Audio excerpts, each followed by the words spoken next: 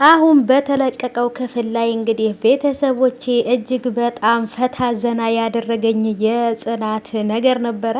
ሮማንም አብጃለሁ ብላ በረገዛ እጇ እንግዲህ በሽታዋን እንድታምን እያረገቻትና በየደቂቃ ውስጥ እያየቻት ስልብ እያለችባት ራሱ በነገራችን ላይ ጽናት እንዴት በሰከንዶች ውስጥ ያን ነገር እንደምታረግ ነበር እውነት መንፈስ ነበር የመሰለች ለኔ ለራሱ እውነት ለመናገር ሮማን ያለችበትን ሁኔታ እኔ ራሴ አሁን ላይ አሳዘነችኝ።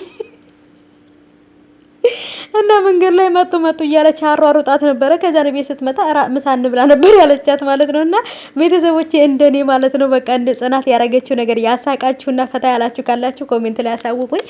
እኔ እውነት ነው የምላችሁ በጣም ነበረ ሮማንን የምታስደነግጣት ፓርት ላይ የሳቁት ማለት ነው። ሰላም ውድ የተከበራችሁ የቻናሌ ተከታታዮች እንዴት ናችሁ? ከኔ ጋር ሁሉ ሰላም ነው። ሰላማችሁ ይብዛልኝ ባላችሁበት ውድ ቤተሰቦቼ። ለቻናሌ አዲስ ከሆናችሁ ሰብስክራይብ አድርጋችሁ ቤተሰቡን ነባሮች እንኳን በሰላም መጣችሁ ብያለሁ ውዶቼ። እንግዲህ እንደተለመደው ዛሬ በአዲስ ቪዲዮ መጥቻለሁ። ዛሬ ግን እውነት ለመናገር ከመጀመሪያውም እየሳኩ ነው የጀመርኩት እስከ መጨረሻው መመሰቅ ነው የሚመስለኝ። እኔ እውነት ለመናገር ማለት ነው ሮማንን ሳስባት እኔ ሳቄ እያመለጠኝ ነው ማለት ነው። ሮማን በነገራችን ለቤተሰቦቼ በጣም የማይሆን እንትን ውስጥ ስትረስ ውስጥ ነበር የገባችው ማለት ነው። ምክንያቱም ይሄ ሁሉ ነገር የተፈጠረው እንግዲህ በጽናት የተነሳ ነው። በተለይ መንገድ ላይ መጡ ብላ ትታት ከሄደች በኋላ ከዛን ሰዓት በኋላና ከዛን ደቂቃ በኋላ ሮማን ራሷ አይደለችም፣ በቅዠት ውስጥ ነው ያለችው፣ በቅዠት ዓለም ውስጥ ናት ማለት ነው።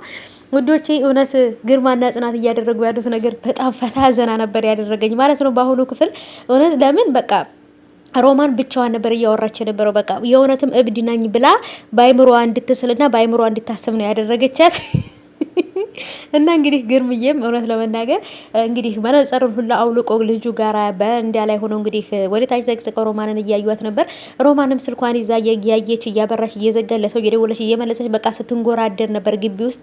ይሄም ሆኖ ነገር እንግዲህ እኔ ልያበድኩ ነው እንዴ ብላለች። ማታም ላይ ደግሞ እየጮኸች እየተጣራች ነው ብለው ምናምን ወይም ደግሞ እንድትጮህ እንድትጣራ እያደረጉ ግርምሽም ደግሞ እኔ ሮማን ብታብድ ለኛ ምንም አይጠቅመንም፣ እኛ ዋናው ሀሳባችን ማሳካታችን እንጂ ከማበድና ካላማበዱ አይደለም እያለ ነበረ። እሷን በራሷ ጊዜ አይምሮዋን አብድ ነኝ ወይንም ደግሞ አብጃለሁ ብላ እንድታስብ ነው እያደረገቻት ያለችው። ሁሉም ልጆቹም ደግሞ ሮማን አብዳለች ብለው እንዳስቡ ነው እያደረገች ያለችው ማለት ነው። እያሱም ደግሞ ጽናት ቀስቅሳው እንግዲህ እናት እየተጣራች ነው ብለው ነበር። ማን ሮማንን እንዴ ምን ሆነሽ ነው የምትጣሪው ሲሏት ማንም እኮ አልተጣራውም ነበር ያለችውና ጽናት የሆነ ውሃ ምጥ የጠጣችበት ላይ ጨምራ የሆነ ነገር መድኃኒት ሰታት ነው ወይንስ ምንድነው?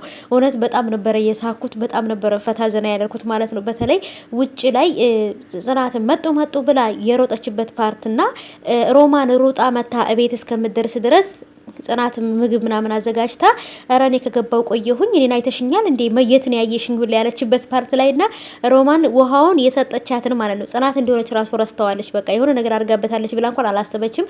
ውሃውን ግጥም አድርጋ ነበር የጠጣችው ከመደንገጧ የተነሳ። በነገራችን ላይ እኔ እንጃ በጣም ፈታ ዘና ያልኩበት ፓርት ነው የዛሬው ክፍል ማለት ነው። ለምን በቃ የሆነ ሮማን የሆነ ቦታ ላይ ስታይ እልፍ የሆነ ነገር እንደነፋስ ነገር እልፍ ሲል ምናምን ታያለች።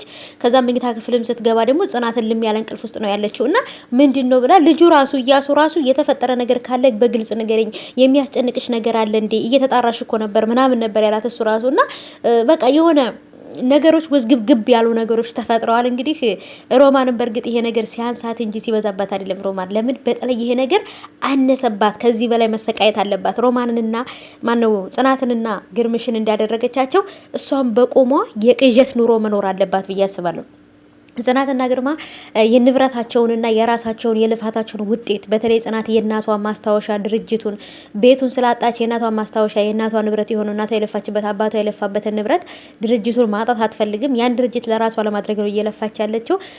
አሁንም እንግዲህ ሁሉም ሰው ሮማን አብዳለች ወይንም ደግሞ እሷም ራሷን በራሷ እንዳበደች እንድታደርግ ነው ወይንም ደግሞ ሁሉም ሰው በቃ አብዳለች አሟታል ብሎ እንዲያስብ ነው እንግዲህ ይሄን ነገር እያደረጉ ያሉት።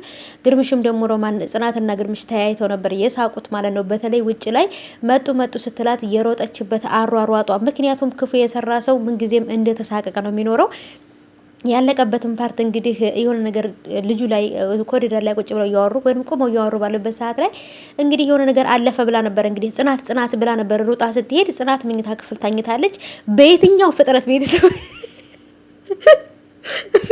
በየትኛው ፍጥነት ሩጣ ሄዳ መኝታ ክፍል እንደተኛች ነው ግራ የገባኝ ማለት ነው። በቃ የሆነ ፍጥነቷ ሮማን ወዲያውኑ ነው እኮ ሩጣ የሄደችው ማለት ነው። እንግዲህ ስትሄድ ሩጣ ክፍል ውስጥ ገብታለች፣ ተኝታለች። ኦልሬዲ በሩ ዝግ ነው። እና ውዶቼ በጣም ነበረ ፈታ ዘና ያልኩት። እንግዲህ እያሱም ደግሞ ወደ ቢሮ ሲሄድ በባለፈው ክፍል ያለቀበት ላይ ቢሮ ሲሄድ እሷ ወረቀት እየፈተሸች ወይንም ደግሞ እየፈለገች ነበር ያገኛት።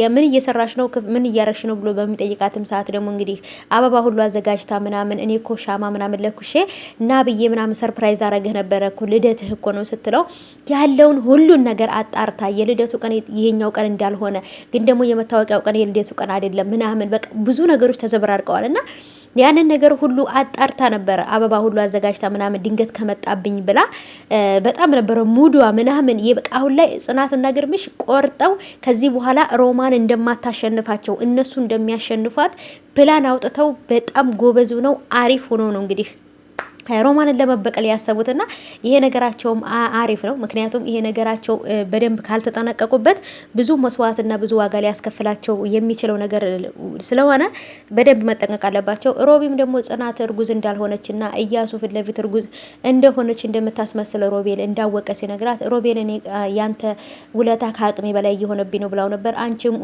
እውነትን ለመከተል ወይም ደግሞ እውነትን እየነገርሽን የእውነተኛ ነገር እየተከተልሽ ስለሆነ ለዛ ነው እኔም ዝም ያልኩት እንዳላወቀ ስለዚህ ምንም አትፍሪ እዚህ ጋር እያሱ ስለሌለ ማስመሰል አይጠበቅብሽም ነበር ያላትና እሷም ደግሞ ለሱ ደብቃው ነበር። ግን ደግሞ እሱ ሁሉን ነገር ሮቤል ያውቃል። ጽናትም እሱ ስላወቀ አልተከፋችም። ምክንያቱም ይሄ ነገር እሱ አወቀውም አላወቀውም ይሄን ነገር መጨረሻ ላይ ማወቁ ስለማይቀር ምንም ነገር አላለችውም ማለት ነው። ብቻ ግን ነገሮች በጣም አወዛጋቢና አስደንጋጭ ነበሩ ማለት ነው። ሮቢም ይሄ ነገር በማወቁም አልቆጨኝም፣ ግን መጨረሻ ላይ ድንገት የሆነ ነገር ስልክ ሲያወራ ካልተጠነቀቀ እውነቱ እንዳይወጣና ጽናትና ግርምሽ አደጋ ላይ እንዳይሆኑ ፈራለሁኝ ማለት ነው። ይሄ ነገር እስከሚሳካ በደንብ መጠንቀቅ አለባቸው። ጽናትም ደግሞ እንግዲህ ቢሮ ሲያገኛት ልደትን ላከብርልህ ነው ብላ ሸውዳው እንግዲህ በቃ ማናግርህ ነገር አለኝ ብላው ይዛወታ ያልሆነ ነገር በቃ ያልተፈጠረ ነገር ወይም ደግሞ በአይምሯ ያልመጣላትን ያላሰበችው ነገር ነበር እንግዲህ ያለችው ማለት ነው። ምክንያቱም ከዚህ ነገር መውጣት ስላለባት ቀስ ብላ ማለት ነው። አባቷንም ሁሉ ነገር አስረድተዋለች። አይነቃባቸውም። ጽናትና ግርምሽ እስከ መጨረሻው ድረስ በዚህ ሁኔታ ላይ ከተጓዙ አሸናፊ የማይሆኑበት ምንም ምክንያት የለም። ጽናትና ግርማ ያሸንፋሉ፣ ንብረታቸውን ወደ ራሳቸው ይመልሳሉ። ሮማንና ልጇ እየኖሩት ያሉትን ህይወት አሁን ላይ ጽናትና ግርማ ይኖሩታል። ሮቤልም ከናቱ ጋራ ከነ ጽናትና ከነ ግርማ ጋራ በሰላም በፍቅር ይኖራል ብዬ አስባለሁ። ሮቤልም ጽናትን ያፈቅራታል። ግን ደግሞ የያሱ ሚስት ሆና ድራማውን እየተወነች ወይም ደግሞ እንግዲህ የያሱ ሚስት ሆና ይህንን ንብረታቸውን እስከሚያስመልሱ ድረስ እየቀለደች ስለሆነ እንጂ በነገራችን ላይ ሮቤል ጽናትን ያፈቅራታል። መጨረሻ ላይ ሮቤልና ጽናት አንድ ላይ ይሆናሉ ብዬ አስባለሁ።